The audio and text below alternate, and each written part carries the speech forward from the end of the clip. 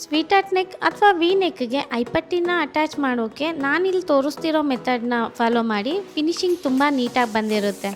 So ಐಪಟ್ಟಿಗೆ ನಾನಿಲ್ಲಿ main ಫ್ಯಾಬ್ರಿಕ್ನೇ 5 inch ಅಗಲನಲ್ಲಿ ತೊಗೊಂಡಿದ್ದೀನಿ. Double folding ಕೊಟ್ಟು ಲೈನಿಂಗ್ ಮೇಲೆ ಅಟ್ಯಾಚ್ ಮಾಡ್ಕೊಂಡಿದ್ದೀನಿ. ಅದ್ರ ಮೇಲೆ ಟಾಪ್ ಸ್ಟಿಚ್ ಒಂದು ಹಾಕ್ಕೊಳ್ಳಿ.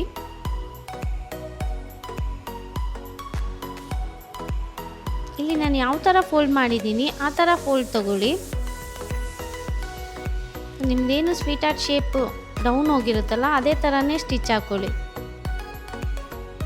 ಸೊ ಮೇಲಿರೋ ಎಕ್ಸಸ್ನ 1/4 ಇಂಚ್ ಅಷ್ಟು ಬಿಟ್ಟು ಅದನ್ನು ಇನ್ಸೈಡ್ ಟರ್ನ್ ಮಾಡ್ಕೊಳ್ಳಿ. ಸೊ ಫಿನಿಶಿಂಗ್ ಈ ಥರ ಬಂದಿರುತ್ತೆ. ಸೊ ಮೇಲೆ ಇನ್ನೊಂದು ಟಾಪ್ ಸ್ಟಿಚ್ ಹಾಕ್ಕೊಳ್ಳಿ.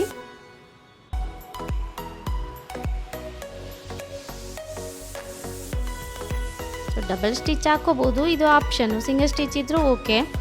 ಸೊ ಫಿನಿಶಿಂಗ್ ಈ ಥರ ನೀಟಾಗಿ ಬಂದಿರುತ್ತೆ.